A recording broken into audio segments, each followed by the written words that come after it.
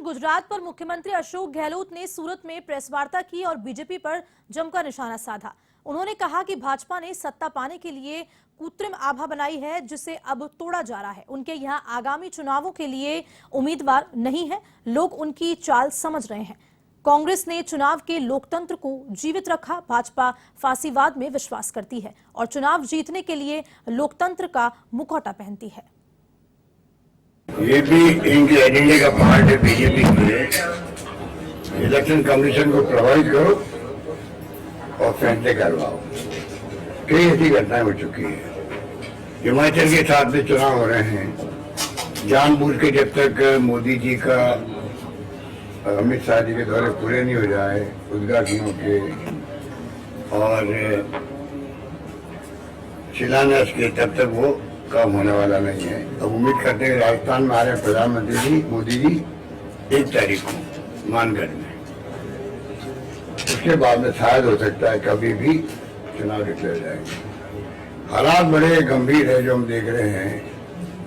27 साल तक इनको जनता ने अवसर दिया, पर जो आप खुद देख रहे हो कि उसका ताजा उदाहरण है कि सरकार को पूरा बदल दिया गया। ऐसा इतिहास में कभी नहीं हुआ देश के अंदर कि रीशपथ होते हैं, मुख्यमंत्री बदले जाते हैं और पूरा मंत्रिमंडल बदल दो साथ में। इसका मतलब है कि 3.5-4 साल तक वो काम कर रहे थे।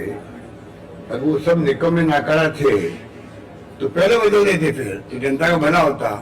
आपने इतने लेट क्यों बदला फिर उनको? तो ये बताता है कि यहाँ की गवर्नेंस किस तरह काम करता है। कोई वर्ग ऐसा नहीं है जो इस सरकार से खुश हो।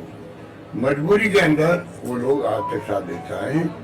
तो मैं समझता हूँ समय आ गया कि बदलाव मांगता है गुजरात में जनता भी, और इसीलिए आक्रोश है। मैंने सुना है जो गौरव यात्रा निकल रही इनकी, वो यात्राएं फेल हो रही है और लोगों में आक्रोश है, उनके प्रति विरोध भी हो रहा है जगह जगह पर। तो ये तमाम बातें दर्शाती है कि लोग बदलाव चाहते हैं और कांग्रेस इस बात के लिए तैयार है। कुछ लोग भ्रम फैला रहे हैं कि कांग्रेस कहाँ पर है, प्रचार कम है। मोदी जी खुद ही कहते हैं कि कांग्रेस चुपचाप काम कर रही है। पता नहीं मोदी जी का कहने का क्या असर था, तो वो जानते हैं। तो कांग्रेस पूरी तरह शुरू से आखिर तक, राहुल जी आए थे दावत के अंदर, बड़ी रैली हुई। 5 सितंबर को अहमदाबाद में आए तो बहुत बड़ी रैली हुई। सारे ऑब्जर्वर लगा दिए गए जिलों के अंदर, ब्लॉक के अंदर, विधानसभाओं के अनुसार वो काम कर रहे हैं।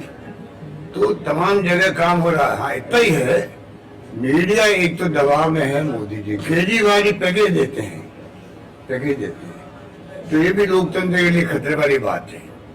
आप पैकेज देके अगर प्रचार करवाओगे, मेरे खिलाफ कोई भी खबर नहीं आनी चाहिए। नंबर 1 पैकेज का पार्ट नंबर 1 हो, और प्रदेश का पार्ट नंबर 2 है कि जो मैं बोलता हूँ उसका बार बार दिखाओ।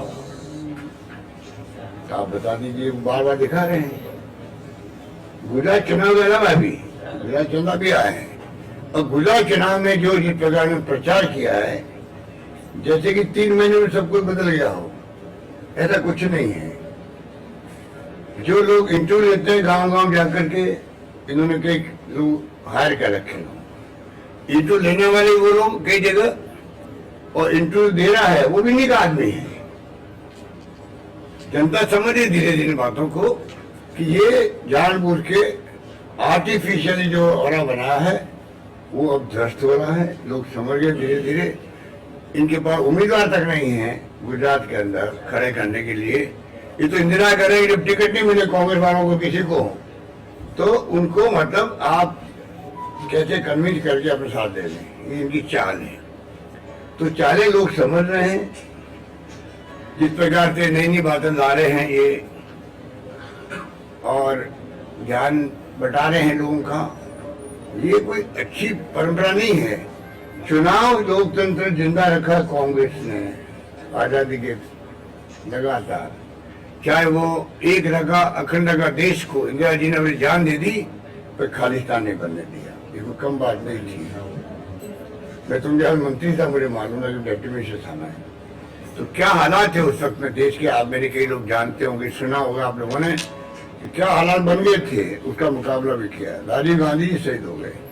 तो एक तरफ तो ये पार्टी है जो लोकतंत्र में हमारी कोई दुश्मनी किसी से नहीं है, पर हमेशा प्रोग्राम, पॉलिसी और प्रिंसिपल के आधार पर राजनीति होती है लोकतंत्र के अंदर, अगर लोकतंत्र विचार आपका है तो, और वो होना चाहिए।